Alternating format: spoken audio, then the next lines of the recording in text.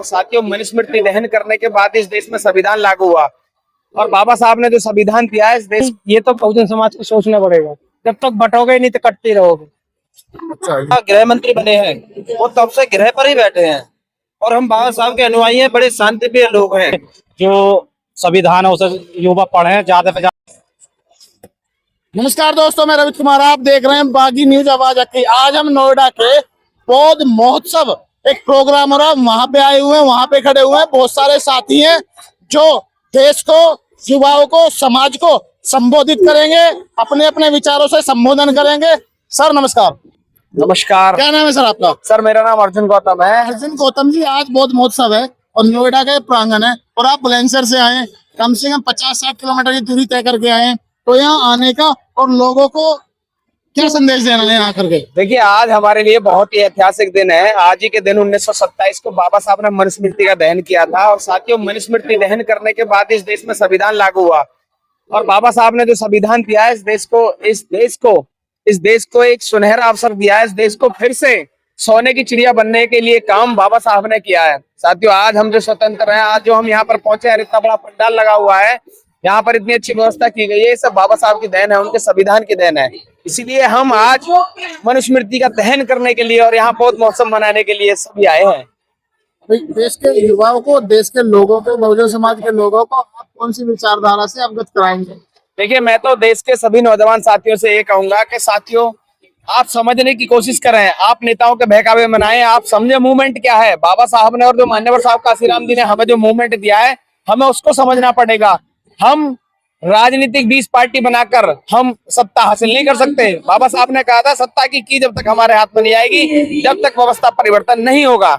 और साथियों, ये सोचने की बात है कि हमारे देश के गृह मंत्री बाबा साहब पर टिप्पणी करते हैं और इसलिए पूरे देश में आंदोलन किए जा रहे हैं। मैं कह रहा हूं कि उन्हें अपनी कुर्सी छोड़ देनी चाहिए और अमित शाह को इस्तीफा दे देना चाहिए।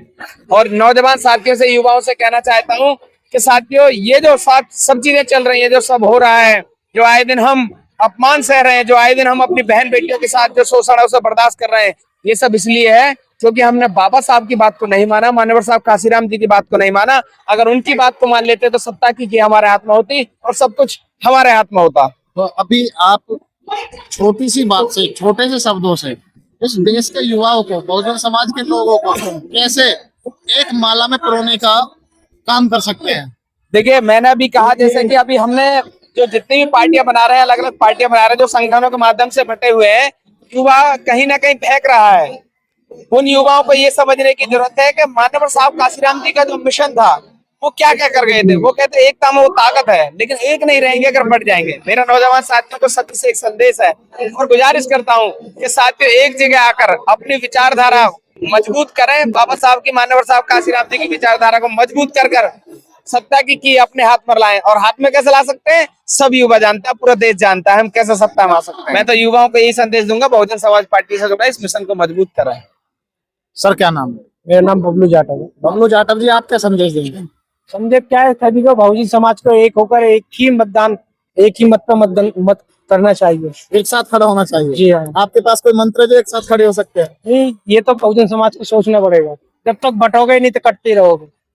अच्छा, जब तक बटोगे नहीं, जब तक बढ़ते रहोगे, जब तक करते रहोगे। अच्छा। बहुजन समाज को एक होना पड़ेगा। हरदीप सिंह एडवोकेट है। एडवोकेट जी, क्या कहेंगे? आज जो माहौल चल रहा है देश में, प्रदेश में, समाज में, अलग अलग माहौल चल रहा है, तो आप क्या कहेंगे इस माहौल को? देखिए, वैसे तो हम अपना उत्सव, पौध महोत्सव मनाने के लिए आए हैं, लेकिन देश में जो आजकल माहौल हो रहा है, जब से अमित शाह गृह मंत्री बने हैं वो तब से गृह पर ही बैठे हैं और हम बाबा साहब के अनुयायी हैं, बड़े शांतिप्रिय लोग हैं।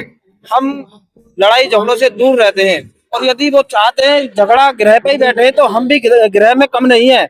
तो हम उन्हें बताना चाहेंगे कि वो या तो माफी मांगे, वरना हम उन्हें जिस पद पे बैठा सकते हैं उस पद से हटा भी सकते हैं, इतनी पावर रखते हैं। तो आपने बिठाया उनको उस पद? बिल्कुल। आपने कैसे बिठाया? हमने वोट का अधिकार देकर उनको बैठाया। वोट का अधिकार दिया, लेकिन वोट तो नहीं दिए। वोट दिए थे तो वोट देने से बैठे ना? हाँ, वोट दिए थे तभी। बीजेपी को वोट दिया है? नहीं, हाँ दिया है।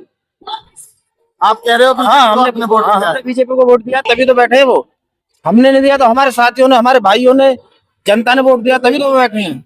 संसद में अमित शाह जी ने जो बाबा साहब पर टिप्पणी करी है। तो संसद का तो मामला दिल्ली का होगा, लेकिन यहाँ क्या हो रहा है? आप आपने जो पट्टा पहना है अच्छा। ये बहुत महोत्सव के लक्ष्य में पहना है, और आप यहाँ कोई आपके पास कोई पद भी होगा, आज वो हमारे पर वॉलंटियर का पद है। वॉलंटियर का पद है। तो आप ये बताओ कि इसके माध्यम से आप ये जो बहुत महोत्सव हो रहा है, इसके माध्यम से क्या देश को संदेश देने की कोशिश कर रहे हैं? ये संदेश ये देना चाह रहे हैं कि बहुत बाबा साहब को माने, बाबा साहब की विचारधारा को माने, बाबा साहब के जो संविधान है उसे युवा पढ़ें, ज्यादा से ज्यादा शिक्षित बने। तो इनका एक मकसद है कि बाबा साहब की विचारधारा को फॉलो करें।